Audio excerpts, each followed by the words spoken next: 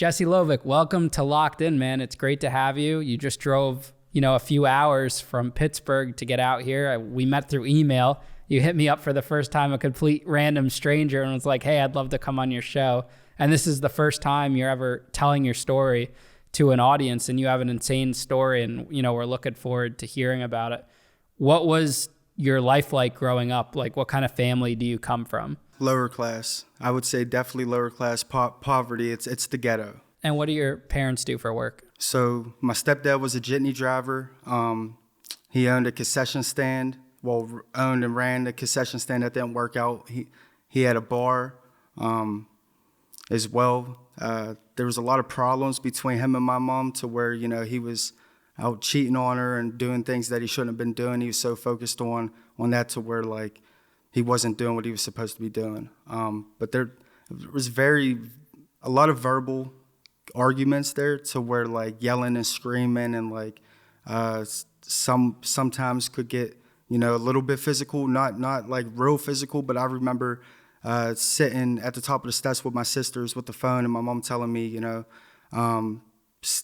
whenever I tell you to call the cops, I want you to call the cops. So it was kind of like that happened a lot. And that's got to be traumatic for a kid like you. And yeah. What are you, like 10 years old at the time? Probably like 9 years old at the time. How many siblings do you have? There's 6 of us.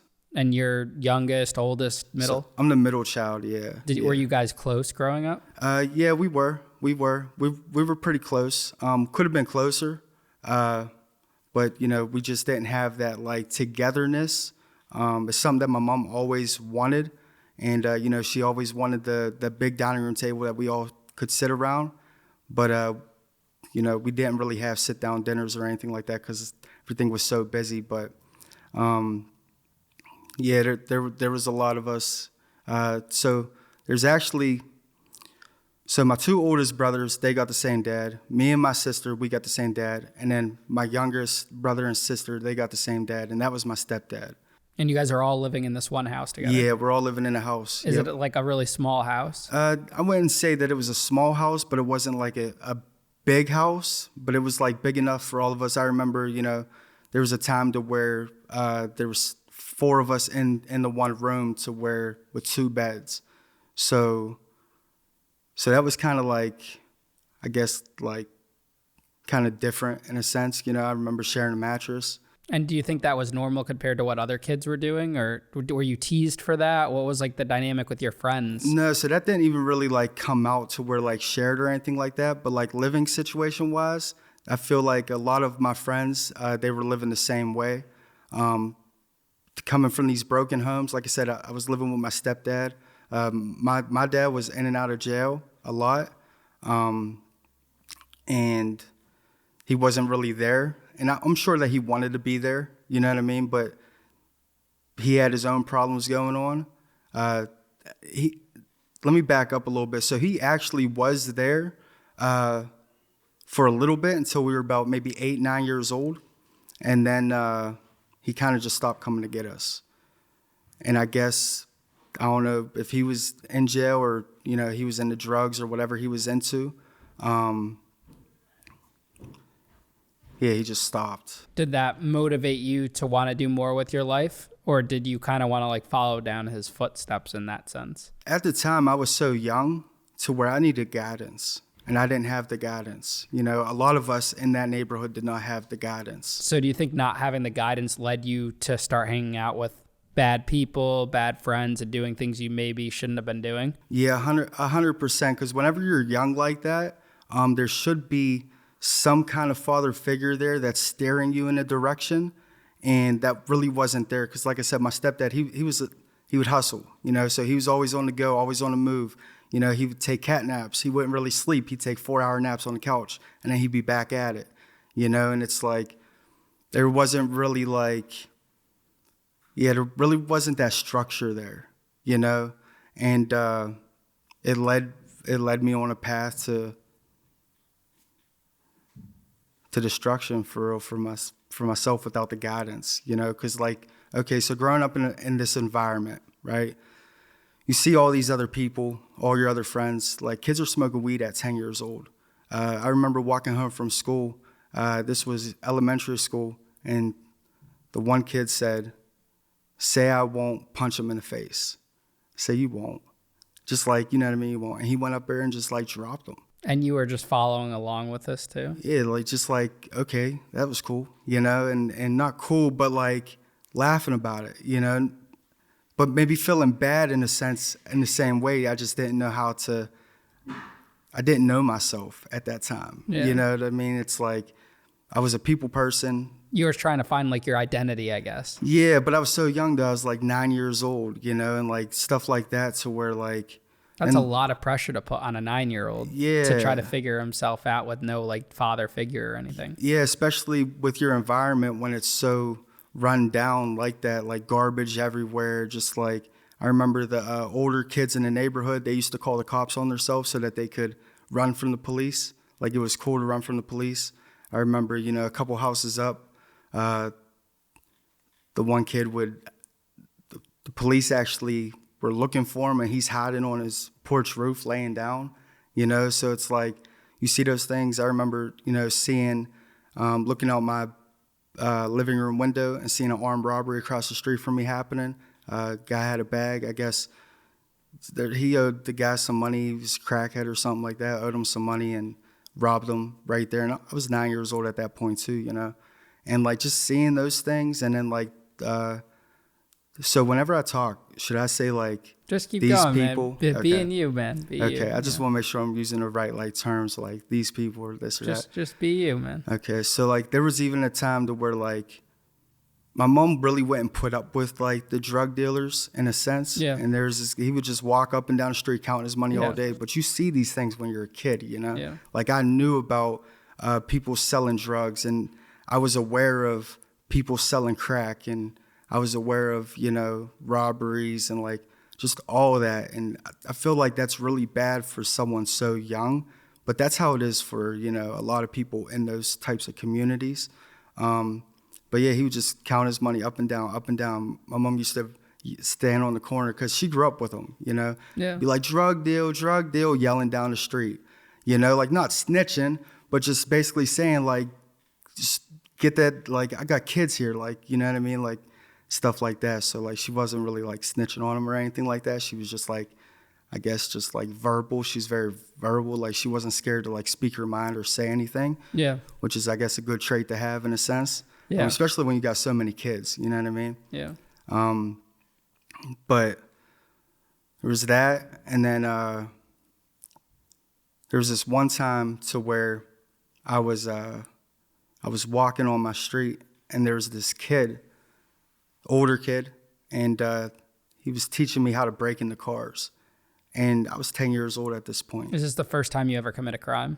So I didn't commit a crime, but this is the first altercation I had with police, based on the guy that I was with. To where we're walking up the street, and he's looking in the cars and he's trying to pop handles. He had a machete on him, long knife, you know.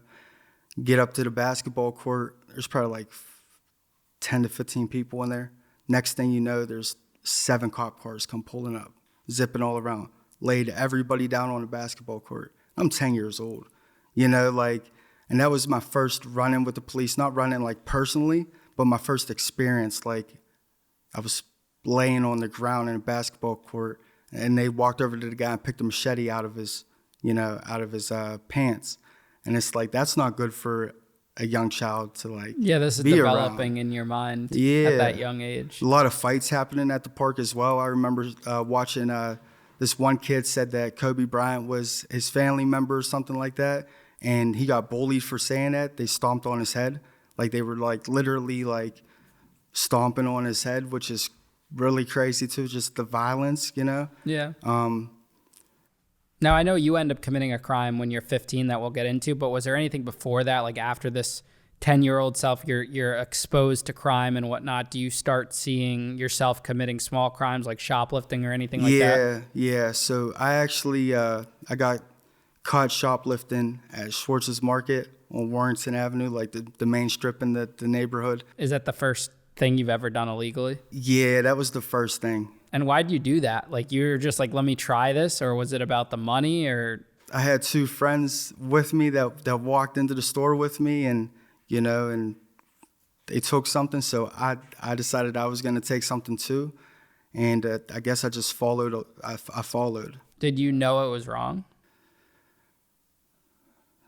No, see, I think that I was aware that it was wrong, but I don't feel like I was aware of my awareness, like of who I was. You know what I mean? It's like I was aware of my decisions, but I wasn't aware of myself. And you were just trying to fit in with the crowd. Yeah, and in a sense trying to fit in, but at the same time, it's like that's what was like projected on us. If you think about like the environment that I was that I was in, and the people that I was surrounded around, and I feel like the music played a really big part in that as well. You know, Get Rich or Die Trying, 50 Cent. You know, I remember having that CD, and like there wasn't really like, don't listen to this or don't listen to that. It was just like I could do whatever I want, and it kind of like led me to just like, that's what I was attracted to. Yeah. You know? So by the time you're 15 years old, you end up, you know, committing an armed assault robbery type setting. What happens that day, and what exactly do you do? So previously though, I was breaking into a lot of cars at like 14. 14, I was breaking into tons of cars. Drinking, smoking weed at 12 years old, and all that stuff too. So it was like real bad there. But so you want me to tell you how it went down? Yeah. All right. So how it went down is, so I had a gun. I had a 9mm. Why does a 15-year-old need a gun, and how do you get that gun? So what happened is I ended up getting robbed at a bus stop, and I got jumped by 3 older people. Like they were a lot older than I was. Excuse me.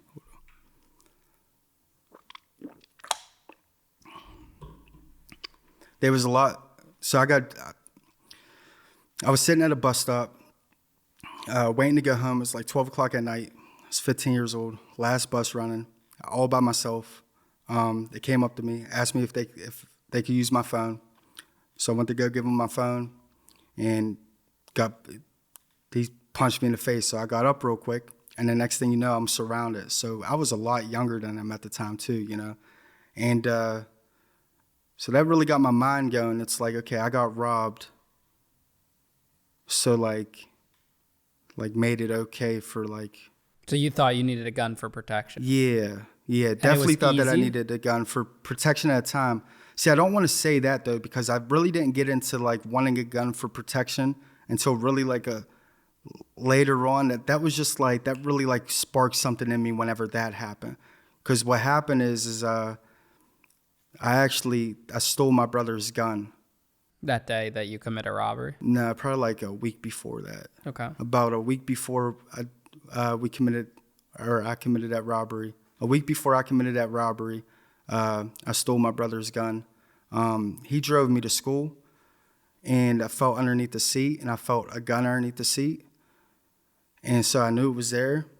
And at the time, like, I mean, from 13, 14, and 15, all of that stuff was like cool in a sense. It was like, you start small and then it like just builds up. But like, that's what everybody else is doing. You know, it's like, you don't divide yourself from that unless you're a leader, like a strong one, and you have values and like all that stuff. And like that stuff that wasn't really taught to us in a sense, you know?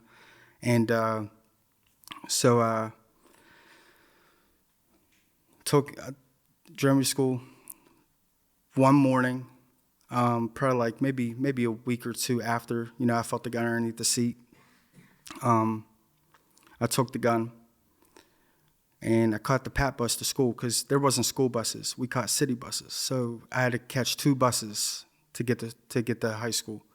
And instead of going to school, so I got a 9mm on my hip, 15. Instead of going to school, I went to my friend's house.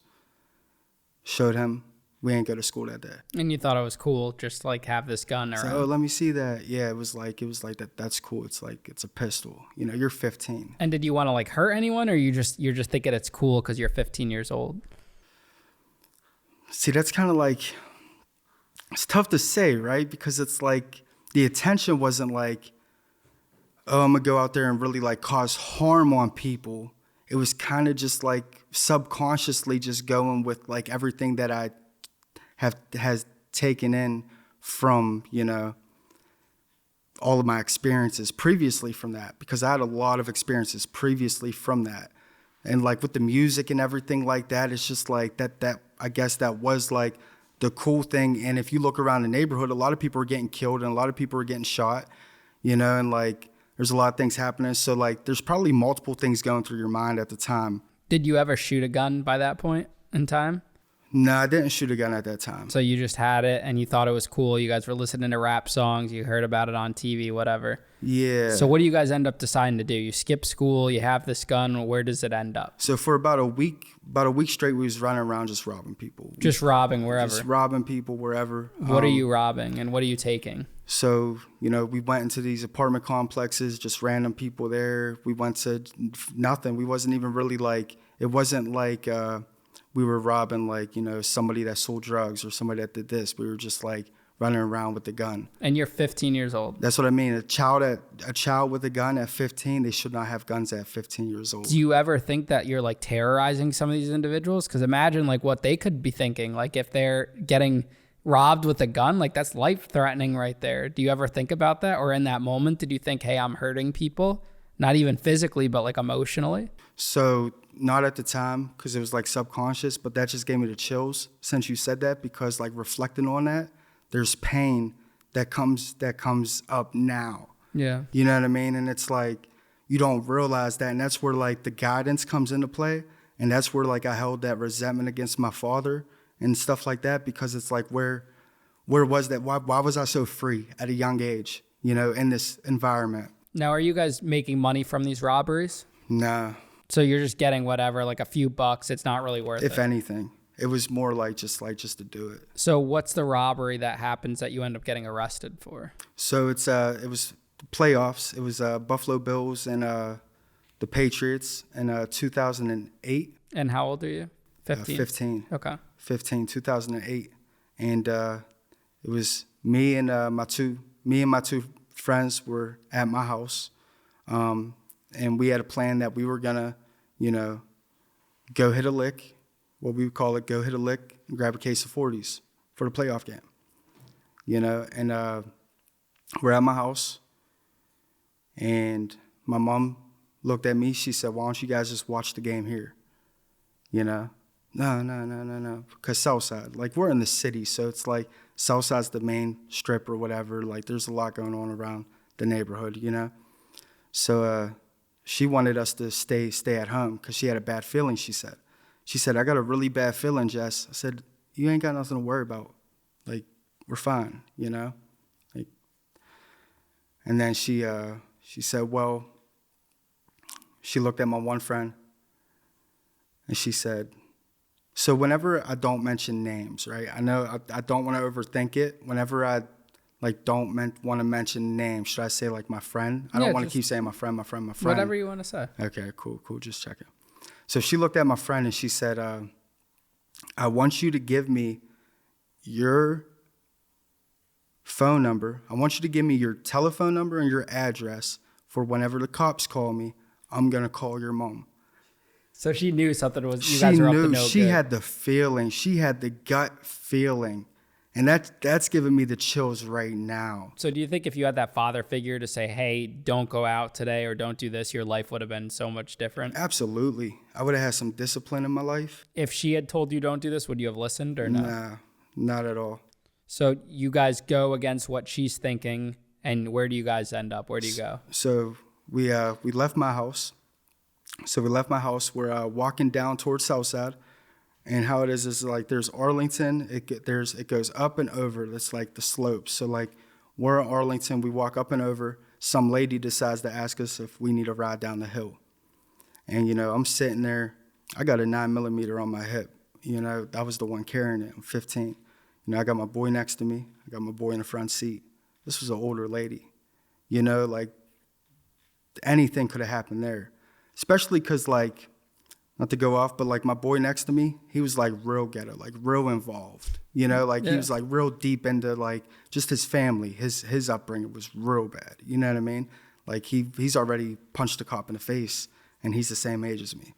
So like he's been a placement, whatever. So she takes us down, drops us off, and we go to walk down the city steps to go down to the flats, we call it, Southside Flats. And we're sitting there for a minute. And some guy comes walking up. So our objective was to go rob somebody to come up with enough money to buy a case of 40s for the game. Which is what, like 20 or 30 bucks? Yeah, like $25. So you guys are risking your freedom. You know you're committing a crime just for this little amount of money. Yeah. Couldn't you just ask someone for the money? Probably. So you weren't thinking, you just thought it was cool to like get this adrenaline rush for like the crime.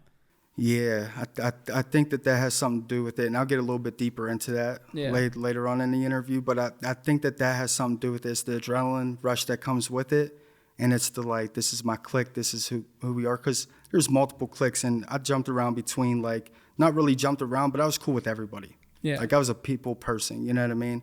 But it's like... So what happens now? Do you guys rob this guy? What exactly goes down? So what happened is the guy comes walking up. I got the 9mm on my hip. And my friend looks at me, he says, "Loke," they call me Loke. "Loke, give me the gun." Or he said, let me back up. He said, "Let's go, let's get him." And I was like, "Chill, bro. Like, we don't even know what he has. You know, it doesn't look like he has anything. He has tight pants on. You know, he doesn't really no book bag, nothing." He said, "Look, quit being a bitch. Give me the gun." What'd I do? I gave him the gun. You know, so whenever I gave him the gun, he walked up and he said something to him. The guy turned around and he pointed the 9mm at his face. And whenever he pointed it at his face, the guy said, "That's a fake gun. We're kids." You know, he said, "That's a fake gun." So my boy popped the clip out, showed him the clip, put it back in, cocked it back, and then aimed it at his head. And the guy was still like, he was scared, but like he wasn't like, oh, you know what I mean? Like he was older. He was probably like 25. You know, so he started giving him a little bit of trouble, like just the feedback, just the conversation. So me and my boy, they were having an altercation up there. We're probably like 15 feet away. No, I want to say like, we're probably like 25 feet away. So we go to walk up to like give him some assistance. And then we start beating him up. Like we just start jumping the guy. Yeah, we start beating the guy up. He's trying to get away, and you know, my other boy's pulling back. And I wasn't going as hard, but like I was present. Like I was still there. You know what I mean? Are you thinking at all like this isn't what I signed up for or anything like that? No. You were going with it. You were following the lead of your boy. Yeah. So you start beating this guy up. What happens next? So he gets away. He hops over the fence. He starts pounding on his door. So as he's pounding on the door, my two boys walking away. I'm like, "What are you guys doing? You guys are walking. We got to run. We got to go. The cops are about to be here." You know what I mean? Like, I know for a fact the cops are about to be looking for us. So then we start running. Next thing you know, all we hear is sirens. So we hit a little cut. So we hit a cut. We're in between these two houses. We decide to split up. There's cop cars everywhere. So now it's kind of like cat and mouse, you know? So like we're on the south side slopes, like our freedom's on the line, but at the same time, it's like a game. You know what I mean? It's like, okay, we got to get away. Like boom. So we split up. My one boy goes down. That's smart, right? Go down the hill. Me and my other boy, we go up the hill. Next thing you know, we're walking down the street. Cop car rides past us, keeps going. We're like, "Oh shit," you know, nerves going. We're thinking like, "Oh."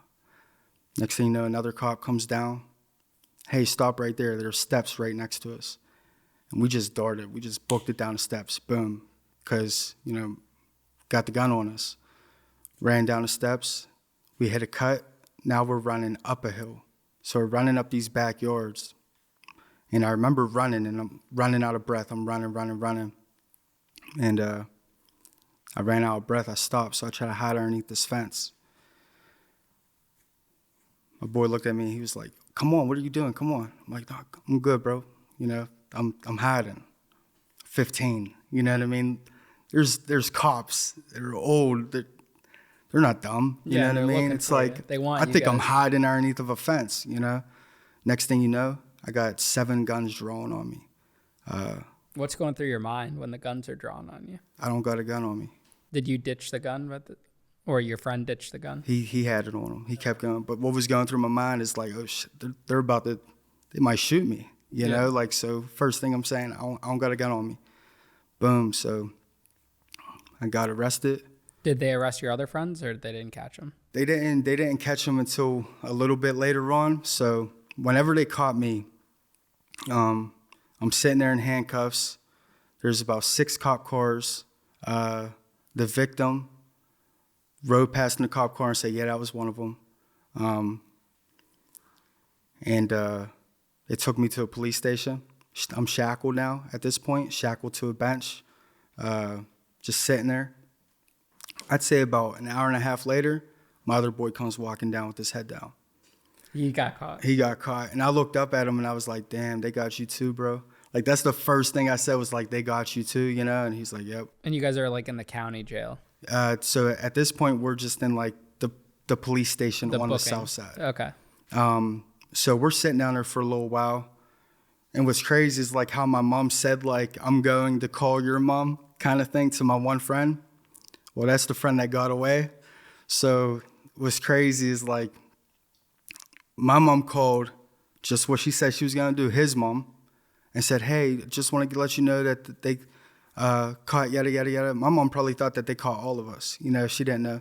So next thing you know, I'm sitting down there at the police station. The phone rings, and it's my other boy's mom that got away there. And she's like, that motherfucker, what did he do? Yada, yada, yada, yada. He's, excuse my language, he's yelling, or she's yelling this and that. He didn't even get caught. So she's throwing his name in it. You know And what I'm that's how saying? they catch him? Or? And, well, they didn't get him. Okay. And what's like your first conversation with your mom like? So the first conversation with my mom, after you get arrested? after I got arrested, that point was a blur. That point was a blur because what happened was is like I didn't get a chance to talk to her. So me and my boy, it's probably like 8 o'clock at night. We did this probably around like I'd say like 3 o'clock or so. They take us to another police station to do some kind of processing with us. I remember sitting on the elevator and I looked at the cop's taser and I was like, that's a cool taser. Like, you know, I'm 15, yeah, man. You're a kid. I'm not even realizing what I'm about to go through, you know? Is there an option for bail at all? And so there was an option for bail. But the cop actually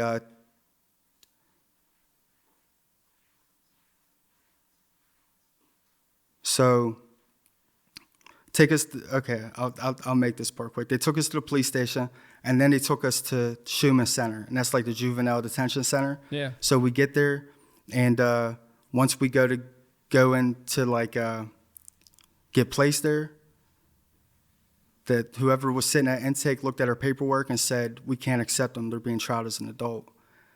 And my boy looked at me and he said, yo, Lo, you ready for this? Because we're going to the county. You know what I mean? It's You're like 15 years you're old. not going to Schumann. You're not going to the juvenile detention center. And that was crazy. Like that right there. That was the whole transition. What were your charges exactly? So armed robbery, conspiracy to armed robbery, and inflict bodily harm. And these are all felonies. Yeah. Of course, the armed robbery and the conspiracy to armed robbery. But it's crazy how that went too, right? Because like, okay, so since they were they were felonies and all that, they didn't get a gun. They didn't find a gun.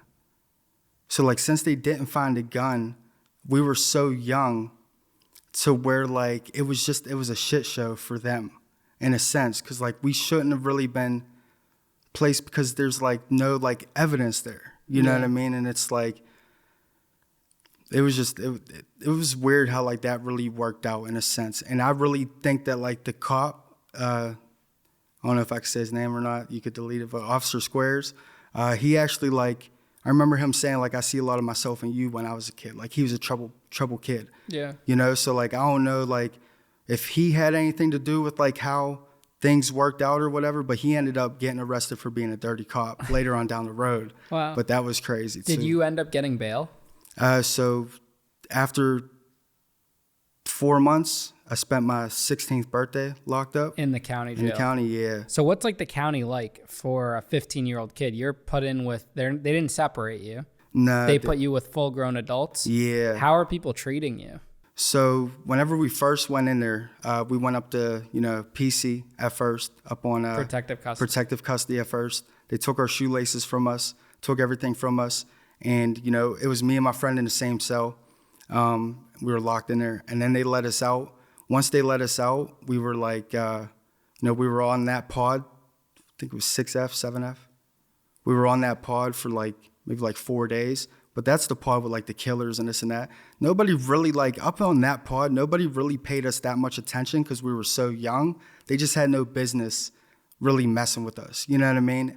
At that point, as I could remember, because it wasn't really it just felt like I'm a very adaptable person. So I'm not sitting there scared. I'm not nervous. I'm not you know what I mean? I'm not thinking of the worst or anything like that. I'm just going with the flow. What's the sleeping situation like? Are you guys in cells? Are you in a dorm? Cells. Cells, and you're locked in all day? Yeah, so we're in cells. Are you guys celled on up protective together? Custody? Yeah, are you celled up together? Yeah, we're celled up together, and we're locked in the whole day. Oh, wow. We're locked in the whole day for I think it was 5 days. And that was weird because, you're sitting there with one of your best friends, shitting and pissing next to each other. Sharing a cell like that is kind of just Did it feel real, like that you're actually in jail? It didn't. It did, but it didn't, because I remember my first dream that I had while in jail was that I was free. And then I woke up and I was in jail. Do you think your mindset changed at all? Like you grew up in that moment that this was the Scared Straight program, this hit you, you don't want to go on to any more bullshit after this? Yeah, it's funny you say that because I remember my stepdad when I was younger, he said, you're so fucking hard-headed. You're going to end up in jail just like your dad. You should be on that Scared Straight program. But it wasn't the Scared Straight program. It was the real deal. Yeah. So you know what I mean? But I didn't feel back to your question though, I didn't really feel that it was not that it was real or that it wasn't real. It was just kind of I was just going with the flow. Yeah. When you finally get out of the SHU or solitary, when you're in general population, do you see a lot of violence in the county jail? So yeah, once we got out of there, they took us down to 2E. Once we walked into 2E, I remember walking in. This was one of the parts that probably emotionally stuck with me, just because of the feeling that I had whenever it happened. Because you know how emotions can stay in you at times unless you really get them out. You won't even notice them sometimes. Yeah. We're going to walk in, and everybody's pounding on their door. Put him in my cell, CO Fresh Meat. Put him in my cell. Rah! I'm looking at Ev yo, bro, what are we about to be getting into? You know what I mean? Because now we're getting settled in. Before we were just protective custody. Okay, now we're out for a couple days, and now we're getting settled into our new home. And once we got in there, I mean, everybody said that and did all that, right? But there was a mutual respect thing because we were so young. Did they know what your charges were? No, but I'm sure that there wasn't really even much talk about it. There was a little bit of talk. I connected with a couple people. I actually began to become very active on the pod, playing spades. I was running around, just connecting with everybody. I was listening to people's stories. But people these are grown men. Grown men. I think it's crazy that they put a 15-year-old kid in general population with guys that are 40 years old, and you're just out there to fend for yourself. Yeah. So do you have to develop a prison hustle? Because you didn't really come for money or anything. So how are you making money inside this county jail? So what happened was my mom was actually putting money on my books. She wasn't completely poor, but we were poor. You know what I mean? It's she had a job she went through school for and everything like that. But we were poor because that's after the divorce. Whenever they had a divorce, I lived in Ohio for 2 years. My mom got a settlement for breaking her ankle. We moved to Ohio. Thought that we were out of the ghetto. Thought that it was going to be like a new start, you know. And of course, I linked up with the bad kids. But we up and left one day. So like my stepdad was like real like heavy on like you know, just not bashing me, but like he was just like always, there was always something that he had to say. So like I remember my mom saying like, just give me the word if you want to leave, and we'll leave. We'll pack your bags. I was 12 years old.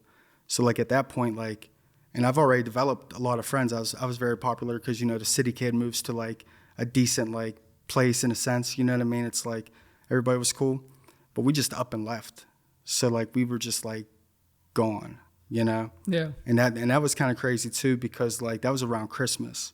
So like that really had an effect on everything else too, because that's whenever I lost that stepdad father figure, and then, you know, got thrown back into the mix. And whenever I came home from Ohio, everybody welcomed me with open hugs. So now everybody's a little bit older than they were before I left when they were smoking weed at 10. And it was just on from there. But back to your question, my bad. I didn't mean to do that. It just kind of connected in with what you were saying. What was you saying? Oh, about if you had to have a prison hustle or not. So yeah, I didn't have to have a prison hustle. There was a couple inmates that looked out for me. Like the one inmate, a tall white guy, like real cool, laid back. He gave me an extra cot so that I could double up, because, you know, the real thin mattresses that they give you. Yeah. So I had 2 mattresses. I had a top bunk. One guy gave me a radio. He looked out. So it's like really crazy too, right? Because like you would think that like, you know, but like how it shapes you though, like that's where like how it shapes you afterwards. You know what I mean? It's still like, that's still like very bad for like such a young child to go through. How are the officers treating you as this 15-year-old kid in the county jail? So the officers were like, I didn't really have like too many conversations with the officers wise. Like they were kind of just like laid back. They just minded their business. I remember the one officer, my one cellie, he was an Italian guy. He's probably like 50, 55 years old. And that's crazy too, right? The age difference between a 15-year-old and a 50, like you should, bro, the door is locked. Once the door is locked at night, you know what I mean? Like anything can happen. Like, but he used to be he was a worker. So since he was a worker on the pod, the door used to be allowed to be open. So I remember they actually let me out the one time to sit and watch TV out there. And I remember people looking outside their cells like really, but like they weren't like mad, you know what I'm saying? But like the COs were kind of like laid back in a sense, but like it was still rough. I'm pulling like the good out of it. I remember seeing the one cell was filled with blood from the one fight, which was real crazy. There was a couple fights on the pods over food as well. But like, I wasn't in the mix of that, but I seen that. And I remember the rumor going around that one guy hung himself from the top bar, you know, and like... It's all crazy shit. All crazy stuff, man. What about like the food? What's the food like in a county jail? Oh, the food, man. That was different. I know like in the federal system, everyone says county jail's the worst.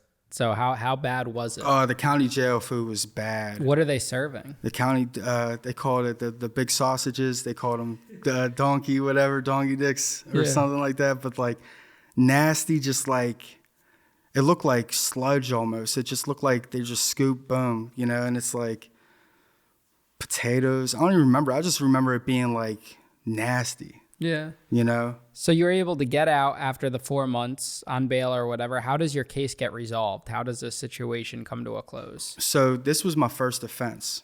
So how this unraveled is my boy that was with me, he's already been in trouble a few times. I think that they took into account, now I could be wrong, they took into account that, you know, we were so young. My mom, she probably could have done something, because like we should have been on our own pod, right? Like there should have been a juvenile pod down there. And I don't know if there was like something behind that or something like that. But I remember I ended up getting house arrest, restitution. My mom ended up getting me an attorney. So like that probably helped out, you know, because of the age.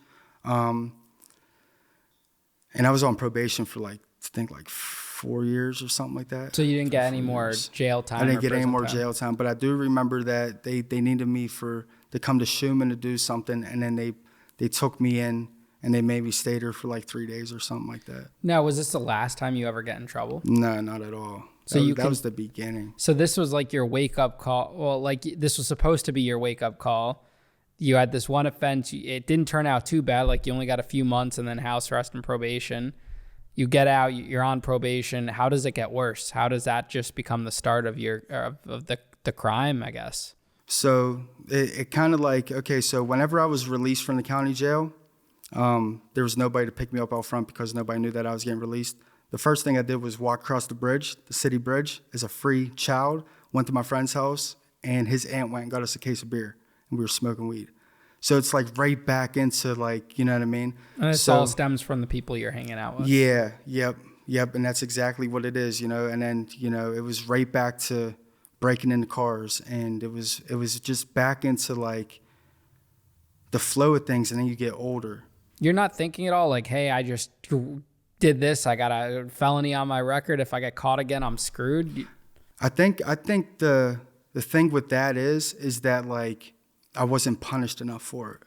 You know what I'm saying? Like since I got off so easy, and I just kind of just like, I didn't really feel like it was like, I don't know. See, and that shouldn't have been going through my head at that young neither. You know what I'm saying? Like that should have like really straightened me out in a sense. But I do remember getting out of there and the high school telling me that they can't accept me because I was trialed as an adult. And that was really weird too. Did you ever get to finish high school?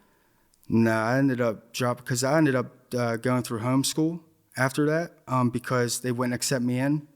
And then my mom fought that, and then they ended up letting me back in because the cases, everything got like dropped down, however that went, and let me back in. I didn't have enough credits to transfer over because instead of doing homeschool, I was running around, smoking weed, selling weed, doing all that, and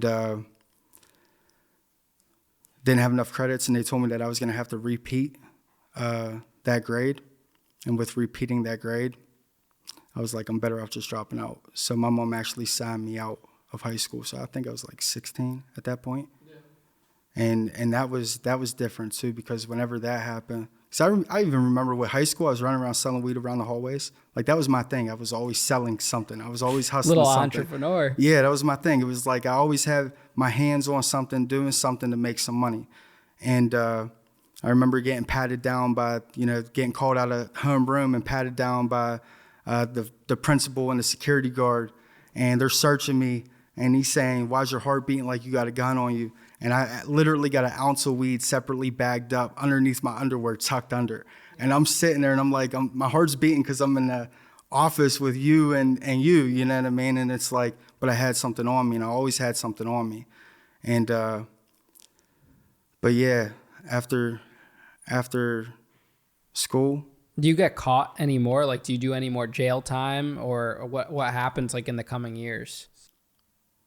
See, there's so much in between there, right? Because like I bought 2 shotguns off of my boy that ended up getting killed previously to that. And my one boy, we're at his house, and this guy shows up with a bag of guns. We're like 16, so like I've already had a 9mm, multiple weapons. I had a 380, 357.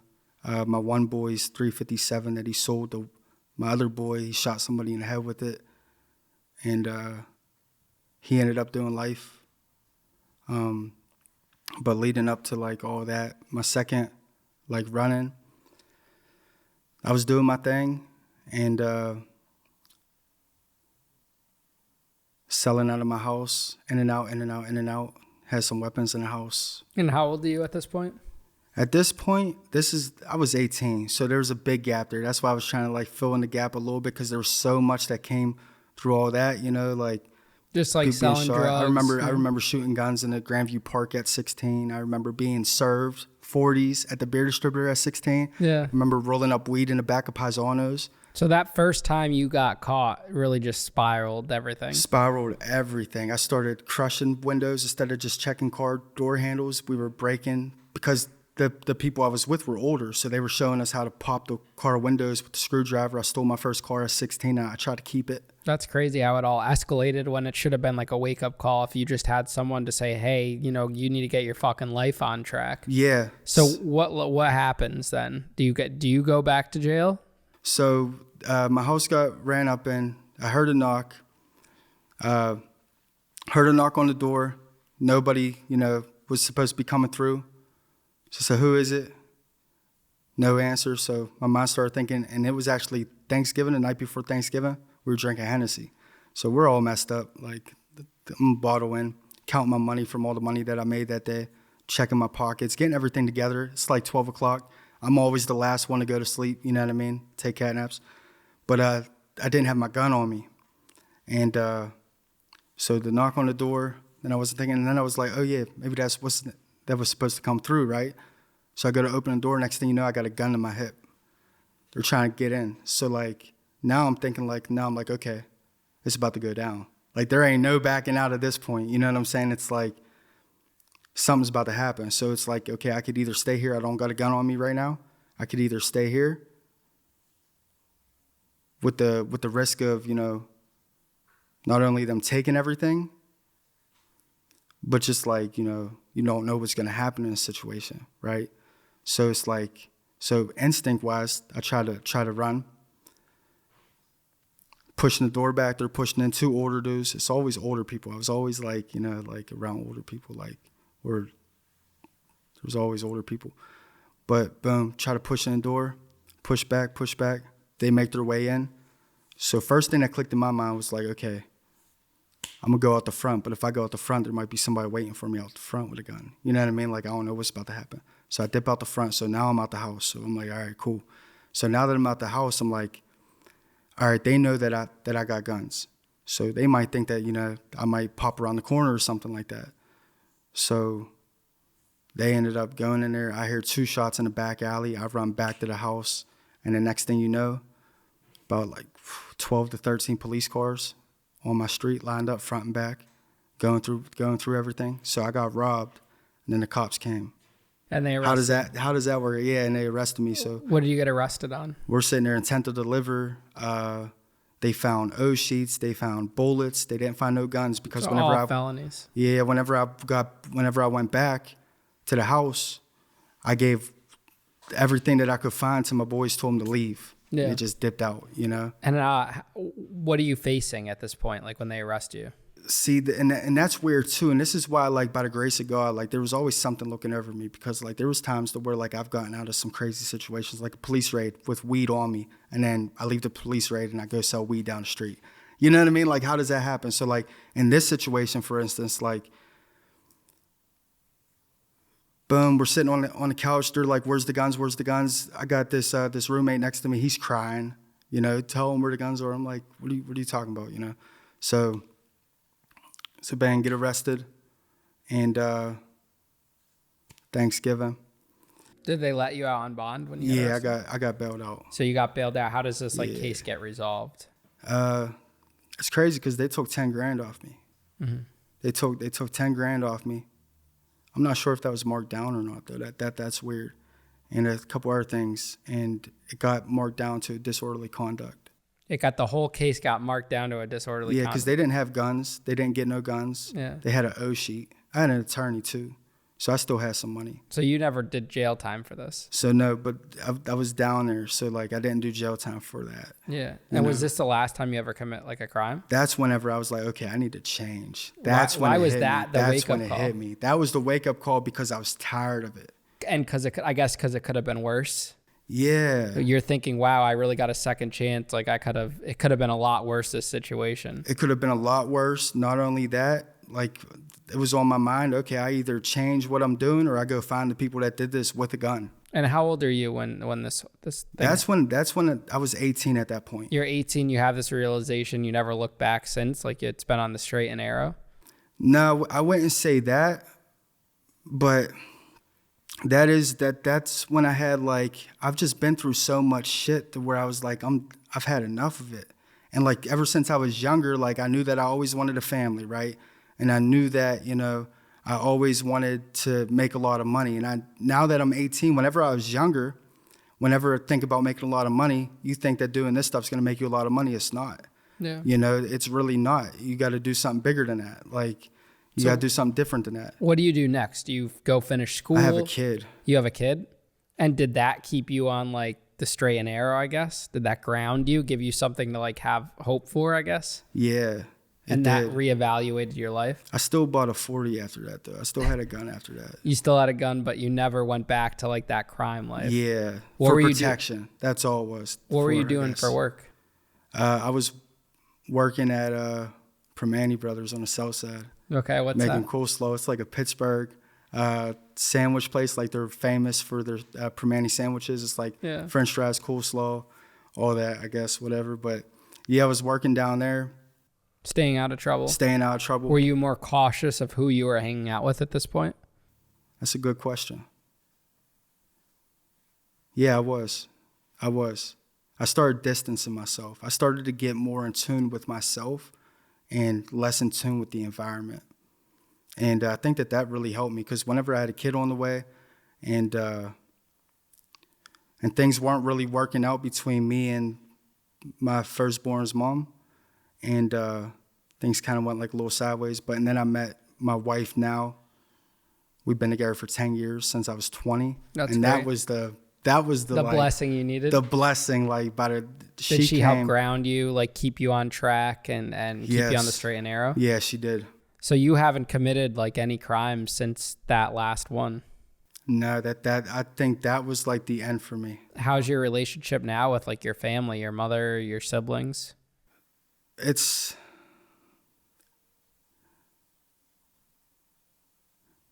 good, you know, because, you know, once I got out of that lifestyle, I realized that I was able to change my reality, you know. So I got out of that lifestyle and I got into sales, and I started selling legal things, right? What you were good at. You took your strength, what you were good at, and you put it into something good. Yeah. I mean, that's so important. I mean, I look at me, like, my passion was always like nightclub entertainment and stuff, and that led me into some trouble. So now I just put that passion, drive, and energy into what I do now. Like, I think that we all have like positive, good traits about us. And if you could take that and drive it into something, then you find your purpose, and that essentially brings you on. 100%. So that's great that you were able to find that. Are you cautious now, like thinking back to the past, what your relationship was like or lack of with your father? Do you make sure that with your child now, it's not that same dynamic? So what I've learned over the time is, like, I've really learned to understand people, right? I used to hold it against them, you know, and like I used to like blame everybody else and everything around me. And then I started like taking full responsibility and taking accountability, you know, and I started to learn to like, but yeah, I am more like trying to do things for my kids that weren't there for me necessarily, to where like I want to be there to support them and to guide them. For instance, right, my 13-year-old, like, I wanted him to have an aim. I think that it's important for you to have an aim in life, right? Something that you're working towards, because that's what I didn't have neither. I didn't have an aim. I didn't have goals. I didn't even know about goals. They didn't teach us values. They didn't teach us financial literacy, anything. They didn't really there was nothing really there. They just teach you to like be a worker. So like, I guess from all my experiences, I'm able to like use that entrepreneurial spirit that I have, and it rubs off on my kids. Like, for instance, you know, my 9-year-old Jordan, he was talking about, you know, he wants to be a vet. So, you know, I tell him, you know, instead of being a vet, why don't you do something that can make an impact, you know, on a much bigger scale. So like, I just like leveling up that mindset, and then like the encouragement. I think encouragement is huge. I think a lot of us lack encouragement. And I think that's encouragement builds confidence, and confidence, you know, with an aim, then you could achieve anything that you think that you could wish. Yeah. Whatever, Have you gotten the chance to have that conversation with your kids, like about your mistakes, and said like, these are the mistakes I made as your father, and like, I don't want you to follow down that path? I have, but like briefly. Like, I don't want to get like too deep into it with them, because like with doing that, you spark something inside of them, right? So for instance, my 13-year-old, he wants to play Grand Theft Auto, he wants to do this and he wants to do that. I understand you're a kid, you know what I mean? And like, I played Grand Theft Auto growing up, but like look at the impact that had on me. You know what I mean? And like just all that stuff. So like I'm more strict, but I'm more like it's not even that I'm strict. I'm trying to move up, not down. Yeah. So you know what I'm saying? Like with rap music, for instance, right? Like what it projects on these kids nowadays is like violence and like shooting and like killing. Like I listened to Young Jeezy, and I started selling drugs. You know what I mean? Like it's just like, and then Lil Boozy, you start robbing people. It's like, yeah, I feel like music or sound has a big part to play in a lot of things too. It's like it conditions your mind because your mind's very powerful. Now, like God forbid your kids make the same mistakes that you did when you were their age. How would you navigate that situation, knowing what you know now?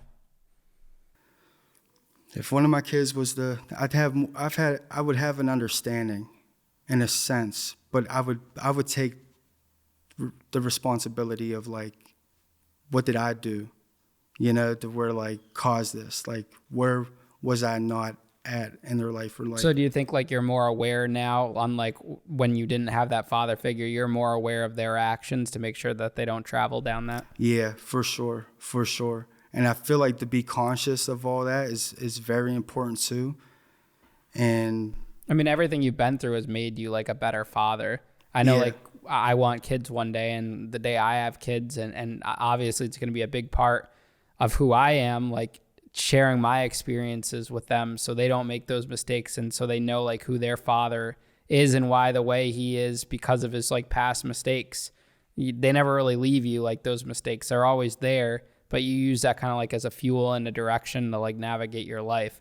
So I know like as someone that doesn't have kids yet, but wants kids, like I look forward, like that's something I actively think about. Now, if you could look at like your 15-year-old self right now and have a conversation with that 15-year-old self, what would you say to him? I would tell him to be a leader. Be a leader, not a follower. And you think being the follower was like the root of all your issues? I think a lot of us are followers without realizing it, you know, because we tend to just like, we all have those leadership qualities, but it's like you got to pull somebody either has to pull those out of you or you got to pull them out of yourself. And doing it alone's hard, especially being a young kid. But yeah, due to, you know, following, I believe that's where like there's an issue that lies with that for sure. So like, what's next for you? What do you want to do? Like, what's your goals? What's your aspirations? So my goal right now is I've been so consumed, right? And that's kind of hard because it takes a toll on you whenever you're so consumed because you get disconnected in a sense. And like that love and joy, it's like a sense of it is absent from you in a sense, you know what I'm saying? Because like it's a lonely road, bro, especially when you don't got like friends or anything like that because you had kids so young and then all your friends, what they did, you got to find a new group, you got to find a new community. And that's hard by itself, and then just managing a household and all that, you know what I mean? So like my ultimate goal is to, you know, be as close as I can with, you know, my kids, my children, my family, and to I really want to improve the quality of life I really want to improve the quality of life for those around me and those closest to my heart, for real. You know what I mean? And I want to help. I've always had a heart, and that's the problem that we're like, that I have with myself is like, why'd you do those things, right? Because I've always had a heart. Like I've always like had good intentions, but I was out there doing, that's where I said that like I was aware of my wrongdoings, but I wasn't aware of like my awareness of who I was. And now I know who I am and I look back because I feel like self-reflection is very important. And you found to move like forward. your identity now. Yeah, and I found that, and I'm not even saying that, you know, I've completely found it, right? Because it's a process, you know what I mean? So like, I mean, we're all learning and growing daily, you know, but at least like now you have like that purpose. And I think you use your pain, you use that as like a motivator, and you use that to do crazy good. Drive. Because you don't know how powerful it is to share your experiences of pain. You don't know who you can affect. Yeah. Like people listening, watching this right now, like they could hear a story like yours. And if they're young, they could think, wow, I'm making those same mistakes. Let me not end up like that. Or, wow, I don't want my kids to follow down that path, or wow, you know, change is possible. So like you can be affecting, even if what you feel like you're doing now is small, it's bigger once you're just sharing your story and putting it out there because it gives people hope in that sense. Yep. And that's the ultimate goal too, the long term. It's like I want to inspire people to where, like, you know, your environment doesn't determine your destiny, because a lot of people are just moving subconsciously, and they have the power to change that. And it comes with mindset. Like, you got to actually want it, but you got to know what you want. So sometimes you got to look back into your childhood and just find out what you liked. And like, I've always wanted a kid named Jordan. I got a kid named Jordan. I always wanted a kid named Mitchell. I got a kid named Mitchell. You know what I mean? Like, I've always like wanted a family. I got a family. So you could like really manifest this stuff. And it's not like manifest whatever, like law of attraction, but you could really like, you just got to find what you wanted. And now that I realized that, right now, I have everything that I wanted, right? Yeah. So now it's like... And you get what you put into it, man. Yeah. Like, if you want that good relationship, you can't be a piece of shit. Exactly. You can't not put in effort. It doesn't come to you. You can't, like I say this all the time, you want to lose weight. You can't say, I want to lose weight and not do anything. You want to keep a good girl around. You can't not put in the effort and be an asshole. So It's just things like that. You know, mindset's everything. It's so powerful. And I think that values have a very like large role to play there, right? Is having that value system like at your core. That way you stand on your values. Like, if I could send a message to like younger kids or whatever, you know, teenagers, like have some sense of like, have your values written down. Like, what do you stand on? What will you stand on? Like, rather it be loyalty, rather it be honesty, right? Rather it be like all these things that way, like, because, you know, it helps you define you in a sense, you know what I'm saying? And like, write down your strengths and weaknesses too. Like, write down your strengths, like go within. Definitely, man. Well, Jesse, thank you for coming on the show today. It was great talking to you. I wish you the best in like your future endeavors, and, you know, rooting for you and everything's to come. I'm sure there'll be more setbacks, as there is for all of us on our journey, but just keep pushing through and just remember where you came from on the path. And, you know, excited for you, man. And I wish you the best. Thank you for having me. Of course.